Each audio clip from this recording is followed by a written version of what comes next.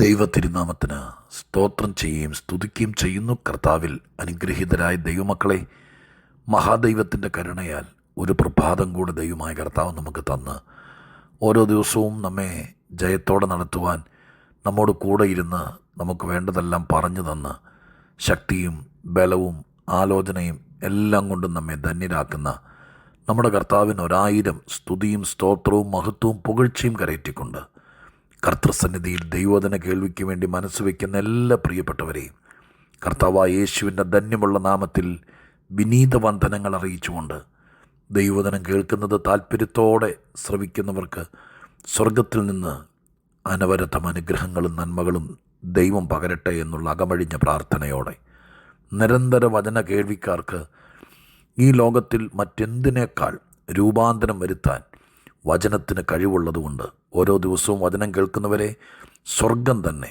സ്വർഗത്തിന് കൊള്ളാവുന്നവരായി തീർക്കട്ടെ എന്നുള്ള വിനീത പ്രാർത്ഥനയോടെ ഇന്ന് നിങ്ങളുമായി പങ്കുവയ്ക്കാൻ പരിശുദ്ധാത്മാവിൻ്റെ ഹൃദയത്തിൽ തന്നിരിക്കുന്ന ദൈവിക ദൂതിലേക്ക് കടക്കുകയാണ്. വായിച്ചും കേട്ടും പരിചിതമായിരിക്കുന്നൊരു വേദഭാഗം നിങ്ങളുടെ ശ്രദ്ധയിൽപ്പെടുത്താൻ ആഗ്രഹിക്കുന്നു. അപ്പോസ്തല പ്രവൃത്തികളിൽ നിന്ന് അപ്പോസ്തല പ്രവൃത്തി 2-ാം അധ്യായം 24-ാമത്തെ വാക്യം ഞാൻ നിങ്ങളെ വായിച്ചു കേൾപ്പിക്കാം. അപ്പോസ്തല പ്രവൃത്തി 2-ാം അധ്യായം 24-ാമത്തെ വാക്യം. ദൈവമോ മരണപാശങ്ങളെ അഴിച്ചിട്ട് യേശുവിനെ ഉയർത്തെഴുന്നേൽപ്പിച്ചു. മരണം യേശുവിനെ പിടിച്ചു വയ്ക്കുന്നത് അസാധ്യമായിരുന്നു. മരണം നമ്മുടെ കർത്താവിനെ പിടിച്ചു വയ്ക്കുന്നത് അസാധ്യമായിരുന്നു. പിടിച്ചു വയ്ക്കുന്ന ശക്തികൾ ഈ ലോകത്തിലുണ്ട്. പിടിച്ചു വയ്ക്കുക, ഹോൾഡ് ചെയ്യുക എന്ന് ഇംഗ്ലീഷിൽ ആ വാക്കിനെ പറയുന്നത് തെറ്റല്ല എന്ന് ഞാൻ വിചാരിക്കുന്നു. നമ്മുടെ ജീവിതം ഇങ്ങനെ ഒഴുകിക്കൊണ്ടിരിക്കേണ്ടതാണ്. ഞാൻ പറയുന്നത് ഒരാത്മീയ ആശയത്തിലാണ്. തടാകം പോലെ കെട്ടിക്കിടക്കുന്നതല്ല ജീവിതം, പിന്നെയോ നദി പോലെ ഒഴുകേണ്ടതാണ്. ചില സന്ദർഭങ്ങളിലൊക്കെ ചിറകെട്ടി നിർത്തുന്നത് പോലെ ജീവിതത്തെ കെട്ടിയടച്ച് നിർത്തും. അപ്പോൾ കെട്ടിക്കിടക്കുന്ന വെള്ളം പോലെയാകും. ശരിക്കും നമുക്കത് ഫീൽ ചെയ്യും. ജീവിതം ഒഴുകിക്കൊണ്ടിരിക്കണം, നന്മകളാലും അനുഗ്രഹങ്ങളാലും. അതിനകത്ത് സുഖദുഃഖ സമ്മിശ്രങ്ങളുണ്ട്. വലിയ പാറകളിൽ തല്ലി അലച്ചായിരിക്കും നദി ഒഴുകുന്നത്, കണ്ടിട്ടില്ലേ? എല്ലാ സ്ഥലങ്ങളിലും ശാന്തമായിട്ടായിരിക്കില്ല നദി ഒഴുകുന്നത്. നമ്മുടെ കേരളത്തിലൂടെ ഒഴുകുന്ന ഒരുപാട് നദികളുണ്ട്. നിങ്ങളുടെ നാട്ടിലൂടെ, കേരളത്തിൽ ജനിച്ചു വളർന്ന നിങ്ങൾക്ക് മനസ്സുകൊണ്ട് ചിന്തിക്കാവുന്നതേ ഉള്ളൂ. കേരളത്തിൻ്റെ തെക്കേ അറ്റം മുതൽ വടക്കേ അറ്റം വരെയുള്ള വിവിധ ജില്ലകളിലൂടെ ഒഴുകിക്കൊണ്ടിരിക്കുന്ന നദികൾ, നിങ്ങൾക്ക് പരിചയമുള്ളൊരു നദികൾ. ഇച്ചിരി നേരം മനസ്സുകൊണ്ട് ആ നദിയുടെ കൂടെ ഒന്ന് യാത്ര ചെയ്തേ. ഏതോ ഒരു മലയിൽ നിന്ന് ഒഴുകി വരുന്നതാണ്. ചില സ്ഥലങ്ങളിലൊക്കെ മണൽപ്പരപ്പിലൂടെ ശാന്തമായിട്ട് ഒഴുകുന്നത് കാണാം. കുറച്ചുകൂടെ മുന്നോട്ട് ചെല്ലുമ്പോൾ പാറക്കെട്ടുകൾ ഇടിച്ച് കറങ്ങുന്നത് കാണാം. ചുഴികൾ സൃഷ്ടിക്കപ്പെടുന്നത് കാണാം. ഇതുപോലെയാണ് ജീവിതം, ഒഴുകിക്കൊണ്ടിരിക്കുക. ചിലപ്പോഴൊക്കെ പാറയിൽ തട്ടി അലച്ച് തല്ലുന്നത് പോലെ തോന്നും. വട്ടം കറങ്ങി ചുഴി പോലെ എങ്കിലും ഒഴുകും. താഴേക്ക് ഒഴുകിക്കൊണ്ടിരിക്കുക. നിശ്ചലമായി കെട്ടി നിന്നാൽ അതൊരു അസ്വസ്ഥതയാണ്.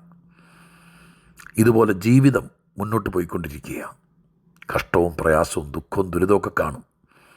ചില സ്ഥലങ്ങളിലൊക്കെ പാറയിൽ തട്ടും പോലെ തോന്നും. ചിലപ്പോൾ വട്ടം കറങ്ങുന്നത് പോലെ തോന്നും. എങ്കിലും ഒഴുകിക്കൊണ്ടിരിക്കുക. ഒഴുകി കടലിൽ ലയിക്കുന്നത് പോലെ ഒരു ദിവസം ഇതൊഴുകി ആയുസ് തീരുമ്പോൾ എത്തേണ്ടിടത്തെത്തും. ഇത് കവിവരന്മാരുടെ ഭാഷയായിട്ടല്ല, മനസ്സുകൊണ്ട് ചിന്തിച്ചാൽ ഇതുപോലെയൊക്കെയാന്ന് നമുക്ക് തോന്നും. പക്ഷേ ഈ ഒഴുക്കിനെ തടയുകയും പിടിച്ചു വയ്ക്കുകയും ചെയ്യുന്ന ചില പ്രശ്നങ്ങൾ ജീവിതത്തിൽ കാണും. അങ്ങനെ നിങ്ങൾ ചിന്തിച്ചാൽ, ഇന്ന് നമ്മൾ വായിച്ചത് യേശുക്രിസ്തുവിനെ കുറിച്ചാണ്, കർത്താവിൻ്റെ മരണത്തെക്കുറിച്ചാണ്. അരിമത്യയിലെ യോസേപ്പിൻ്റെ കല്ലറയ്ക്കകത്ത് കർത്താവ് 3 ദിവസം ശവസംസ്കാരത്തോടുള്ള ബന്ധത്തിലായിരുന്നു. 3-ാം ദിവസം ഉയർത്തെഴുന്നേറ്റു എന്ന യാഥാർത്ഥ്യം. ആ യാഥാർത്ഥ്യത്തെ ദൈവസഭയുടെ 1-ാമത്തെ പ്രസംഗം യെരുശലേമിലെ മാളികമുറിയിൽ ധന്യനായ പൗലോസ്ലീഹ പ്രസംഗിക്കുമ്പോൾ അദ്ദേഹത്തിൻ്റെ പ്രഭാഷണ രീതിയിൽ പരിശുദ്ധാത്മാവ് കൊടുത്ത വാക്കുകൊണ്ട് ഉജ്ജ്വലമായിട്ട് അവതരിപ്പിക്കുകയാണ്. ഈ നമ്മൾ വായിച്ച 24-ാമത്തെ വാക്യത്തിൽ മരണത്തിന് കർത്താവിനെ പിടിച്ചു വയ്ക്കുന്നത് അസാധ്യമായിരുന്നു. ആ കർത്താവിൻ്റെ മക്കളാണ് നമ്മൾ. മരണം പിടിച്ചു വയ്ക്കുന്ന ശത്രുവാണ്. കൊരിന്ത്യ ലേഖനത്തിനകത്ത് മരണത്തെ ഒടുക്കത്തെ ശത്രു എന്നാണ്, അവസാനത്തെ ദ ലാസ്റ്റ് എനിമി എന്നാണ് കൊടുത്തിരിക്കുന്നത്. അപ്പോൾ ശത്രുവാണ് മരണം. ഞാനതിനെ ആ വാക്കെടുത്തോട്ടെ, മരണം എന്ന വാക്ക് ആവർത്തിച്ച് പറയാതിരിക്കാൻ ശത്രു എന്ന വാക്ക് അവിടെ ഉപയോഗിച്ചോട്ടെ. അപ്പോൾ യേശുക്രിസ്തുവിനെ ആ ശത്രുവിന്, ആ ഒടുവിലത്തെ ശത്രുവിന് പിടിച്ചു വയ്ക്കാൻ അസാധ്യമായിരുന്നു. ഞാൻ ആ വാക്ക് വെച്ച് നമ്മളോടുള്ള ദൈവത്തിൻ്റെ ദൂത് പറയാൻ ഒരുങ്ങുകയാണ്. ശത്രു തടഞ്ഞു വയ്ക്കുക, പിടിച്ചു വയ്ക്കുക, ലോക്ക് ചെയ്തിടുക, ഇതൊക്കെ ശത്രുവിൻ്റെ പരിപാടിയാണ്.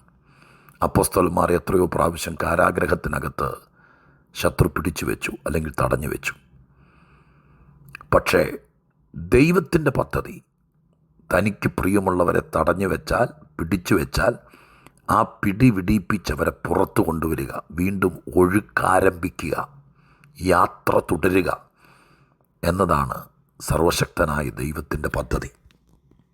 ഞാനീ പറയുന്നത് കുറച്ചുകൂടെ വിശാലമായിട്ടിറങ്ങണമെങ്കിൽ അപ്പോസ്തല പ്രവൃത്തി 12-ാം അധ്യായത്തിൻ്റെ 17-ാമത്തെ വാക്യത്തിൽ പത്രോസ് അപ്പോസ്തലനെ കാരാഗ്രഹത്തിനകത്ത് ഹെരോദാവ് പിടിച്ചിട്ടിട്ട് രാത്രി ദൈവത്തിൻ്റെ ദൂതൻ വന്ന് ആ പിടി വിടിച്ചു. ഹോൾഡ് ചെയ്ത് വെച്ചിരുന്ന, പിടിച്ചു വെച്ചിരുന്ന ആ അപ്പോസ്തലനെ ആ പിടി വിടിച്ച് രാത്രി ദൈവസഭയുടെ പ്രാർത്ഥനയുടെ ഫലമായിട്ട് പുറത്തു കൊണ്ടുവന്നു. 17-ാം വാക്യത്തിനകത്ത് എഴുതിയിരിക്കുന്നത് ഇപ്രകാരമാണ്. അവിടെ പറഞ്ഞിരിക്കുന്നത്, കർത്താവ് തന്നെ തടവിൽ നിന്ന് പുറപ്പിടിവെച്ച വിവരം. ആ വാക്ക് കണ്ടോ, പുറപ്പിടിവെച്ച എന്ന് പറഞ്ഞാൽ, ശരിക്കും ഞാനീ പറയുന്നതന്നെ എൻ്റെ മീനിങ് എന്ന് പറഞ്ഞാൽ, ഒതുക്കിയിട്ടിരുന്നതിനെ കാരാഗ്രഹത്തിൽ നിന്ന് പുറത്തു കൊണ്ടുവന്നല്ല, പുറപ്പിടിവെച്ചു, ഒഴുക്കാരംഭിച്ചു. വീണ്ടും പത്രോസിൻ്റെ ജീവിതത്തിൻ്റെ അപ്പോസ്തോലിക അധികാരത്തോടുകൂടി മുന്നോട്ട് പോകേണ്ട ജൈത്രയാത്രയെ ഒരു രാത്രി തടഞ്ഞു വെച്ചു. പക്ഷെ ദൂതനിറങ്ങി ആ പിടി വിടിച്ചു, വീണ്ടും തൻ്റെ ഒഴുക്കാരംഭിച്ചു. പുറപ്പെടുവിച്ചു എന്ന വാക്ക്, ആ ഫ്ലോ വീണ്ടും ആരംഭിക്കുക. ഇന്ന് ഞാനിത് പറയുമ്പോൾ ദൈവത്തിൻ്റെ ആത്മാവിൻ്റെ പ്രേരണയിൽ ഞാൻ വിശ്വസിക്കുന്നു. നിങ്ങളുടെ ജീവിതത്തിൽ നിങ്ങളെ ഹോൾഡ് ചെയ്ത് വെച്ചിരിക്കുകയാണ്, കുറച്ച് നാളായിട്ട് നിങ്ങളെ ഒതുക്കി വെച്ചിരിക്കുകയാണ്, നദി ചിറകട്ടി അടച്ചതുപോലെ അടച്ചു വെച്ചിരിക്കുകയാണ്. പക്ഷെ നിങ്ങൾ ദൈവത്തിൻ്റെ ആളാണെങ്കിൽ, ദൈവത്തിൻ്റെ പൈതലാണെങ്കിൽ, ദൈവത്തിന് വേണ്ടയാളാണെങ്കിൽ നിങ്ങളെ ഒരുപാട് നേരം, ഒരുപാട് ദിവസം, ഒത്തിരി രാത്രികൾ, ഒത്തിരി ദിവസങ്ങൾ ഹോൾഡ് ചെയ്ത് വയ്ക്കാൻ, പിടിച്ചു വയ്ക്കാൻ പറ്റുകയില്ല. ശത്രുവിന് പിടിച്ചു വയ്ക്കാൻ പറ്റാത്തൊരു കൂട്ടരുണ്ടെങ്കിൽ അത് വീണ്ടും ജനിച്ച, അതിനേക്കാൾ കുറച്ചുകൂടെ നല്ല ഭാഷ, പരിശുദ്ധാത്മാവിൽ നിറഞ്ഞ് ആത്മവ്യാപാരത്തിൽ ജീവിക്കുന്ന ദൈവത്തിൻ്റെ മക്കൾ, അവരെ പിടിച്ചു വയ്ക്കാൻ പറ്റത്തില്ല ദൈവമക്കളെ. ഞാൻ ഒന്നോടെ പറഞ്ഞ് ഞാൻ അവസാന ഭാഗത്തേക്ക് വരാം. യേശുക്രിസ്തുവിൻ്റെ മരണപാശങ്ങൾ അഴിച്ച് പിടിച്ചു വെച്ചിരുന്ന ശത്രുവിൻ്റെ കയ്യിൽ നിന്ന് പുറത്തേക്ക് കൊണ്ടുവന്നത് വാസ്തവത്തിൽ ആരാ? അരിമത്തയിലെ യോസഫിൻ്റെ ആ നിശബ്ദമായ കല്ലറയ്ക്കകത്ത് ആരും കടന്നില്ല. ശിഷ്യന്മാരൊക്കെ ഓടിപ്പോയി, ആരുമില്ല. പക്ഷെ പരിശുദ്ധാത്മാവ് കല്ലറയ്ക്കകത്ത് വന്നു. പുനരുദ്ധാനത്തിൻ്റെ ശക്തി കല്ലറയിൽ കയറിയതോടുകൂടെ പിടിച്ചു വെച്ചിരുന്ന ശക്തിയുടെ കയ്യിൽ നിന്ന് പിടിപിടിച്ചു. ഞാനൊരു സത്യം പറയാം, പരിശുദ്ധാത്മ വ്യാപാരം എന്ന് പറയുന്നത് ഒരു പഴങ്കഥയല്ല, ഒരു പാട്ട് പാടുമ്പോൾ ഉണ്ടാകുന്ന ഒരു വല്ലാത്ത പ്രകടനമല്ല. നമ്മുടെ ജീവിതത്തിൽ വ്യാപരിക്കുന്ന ഇലക്ട്രിസിറ്റി ഒരു മെഷീനിൽ വ്യാപരിക്കുന്നത് പോലെ നമ്മുടെ ജീവിതത്തിൽ വ്യാപരിക്കുന്ന ഒരു അസാധാരണ സ്വർഗീയ ഡുനാമിസ് പവറാണത്. ആ ശക്തി വ്യാപരിക്കാൻ നമ്മൾ വിധേയപ്പെട്ടു കൊടുത്താൽ, അതിന് നമ്മൾ തിരിച്ചറിവുള്ളവരും വിധേയപ്പെടുന്നവരും അതിനു വേണ്ടി സമ്മതരുമായി തീർന്നാൽ, ഈ ക്രിസ്തുവിൽ വ്യാപരിച്ച പുനരുദ്ധാനത്തിൻ്റെ ശക്തി നമ്മിൽ വ്യാപരിക്കുമ്പോഴും നമ്മെ അവസാനം അന്ത്യകാഹളനാദത്തിങ്കൽ കല്ലറയ്ക്കകത്ത് നമ്മൾ മണ്ണോട് മണ്ണായി തീർന്നാൽ അവിടെ നമ്മളെ പിടിപിടിപ്പിച്ച് കൊണ്ടുപോകുന്നു മാത്രമല്ല, ഇന്നും നമ്മുടെ ജീവിതത്തെ പിടിച്ചു വയ്ക്കുന്ന ശത്രുവിൻ്റെ കയ്യിൽ നിന്ന് നമ്മുടെ മുന്നേറ്റങ്ങളെ തടയുന്ന, നമ്മുടെ ഒഴുക്കിനെ ബന്ധിക്കുന്ന, നമ്മുടെ ജീവിത സാഹചര്യങ്ങളെ തളച്ചിടുന്ന വിഷയങ്ങൾക്കകത്ത് നിന്ന് നമ്മളെ പിടിപിടിപ്പിക്കുന്ന ലോകത്തിലെ ഏക ശക്തി പരിശുദ്ധാത്മശക്തിയാണ്. ഒരു മനുഷ്യന് വേണ്ടി നമ്മൾ പ്രാർത്ഥിക്കുമ്പോൾ എന്താ സംഭവിക്കുന്നത്? നിങ്ങളതൊന്ന് മനസ്സിൽ ചിന്തിച്ച്. രോഗിയായി കിടക്കുന്ന ഒരാൾക്ക് വേണ്ടി വിശ്വാസമുള്ള ചിലർ വന്നിരുന്ന് പ്രാർത്ഥിക്കുമ്പോൾ എന്താ സംഭവിക്കുന്നത്? അക്ഷരങ്ങളുടെ കഠിനത നിമിത്തം അയാൾ ഞെട്ടി ഉണരുന്നതാണോ? അല്ല. പിന്നെയോ, പ്രാർത്ഥിക്കുമ്പോൾ പരിശുദ്ധാത്മാവ് വ്യാപരിക്കും.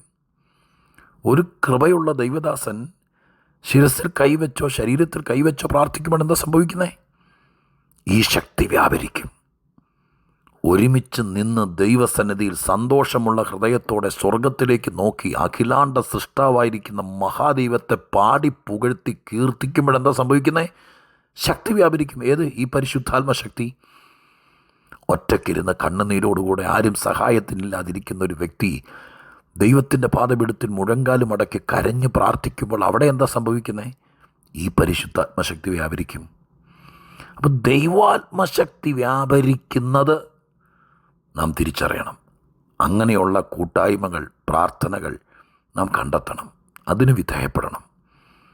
പിടിച്ചു വച്ചിരിക്കുന്ന ശത്രുവിൻ്റെ കയ്യിൽ നിന്നും പിടിപിടിപ്പിക്കുന്ന ഒരേ ഒരു ശക്തി ദൈവാത്മാവിൻ്റെ ശക്തിയാണ്. എത്ര വലിയ കണ്ണുകൊണ്ട് കാണാൻ കഴിയാത്ത അജയ്യ ശക്തിയാണെങ്കിലും ദൈവത്തിനുള്ളവരെ പിടിച്ചു വച്ചാൽ ആ പിടിപിടിപ്പിക്കാൻ ഇന്നും സ്വർഗത്തിൻ്റെ കരുത്താർന്ന ശക്തി, പരിശുദ്ധാത്മശക്തി, പുനരുദ്ധാനത്തിൻ്റെ ശക്തി നിങ്ങൾക്ക്, നിങ്ങളുടെ കുടുംബത്തിന്, നിങ്ങളുടെ ജീവിതത്തിന് കുറച്ച് നാളായി നിങ്ങൾ സ്റ്റക്കായിപ്പോയി. നിങ്ങളെ പിടിച്ചു വച്ചിരിക്കുക. നിങ്ങൾക്ക് പുറത്തിറങ്ങാൻ പറ്റാതിരിക്കുക.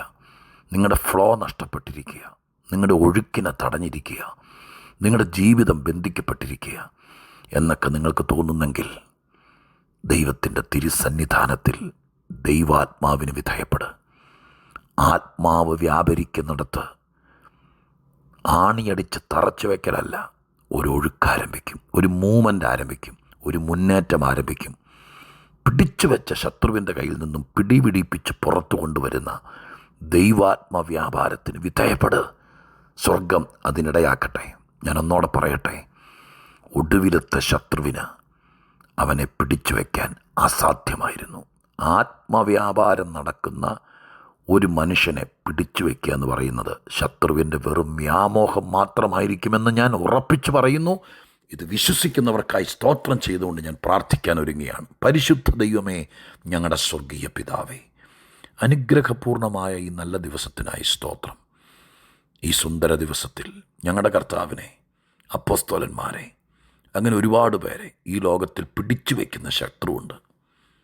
നന്നായി പോയിക്കൊണ്ടിരുന്ന, സന്തോഷത്തോടെ ജീവിച്ചുകൊണ്ടിരുന്ന പലരെയും പിടിച്ചു വെച്ച ചില പ്രശ്നങ്ങൾ, ആ പ്രശ്നങ്ങളിൽ നിന്ന് വിടുവിക്കുന്ന പരിശുദ്ധാത്മാവിൻ്റെ ശക്തിക്കായി സ്തോത്രം.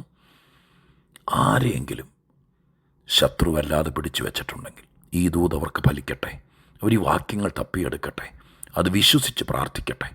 പ്രാർത്ഥിക്കുന്നവരിൽ വ്യാപരിക്കുന്ന പരിശുദ്ധാത്മാവിൻ്റെ ശക്തി കൊണ്ട് അനേകർ നിന്നുപോയ ഒരു യന്ത്രം വീണ്ടും പ്രവർത്തിക്കുന്നത് പോലെ യാത്ര തുടരട്ടെ, ഉയരെ പറക്കട്ടെ, ഒഴുക്കാരംഭിക്കട്ടെ. ദൈവം അത് ചെയ്യണേ അപ്പാ. യേശുവിൻ നാമത്തിൽ പ്രാർത്ഥിക്കുന്നു, കേൾക്കുമാറാകണമേ. ആമേൻ.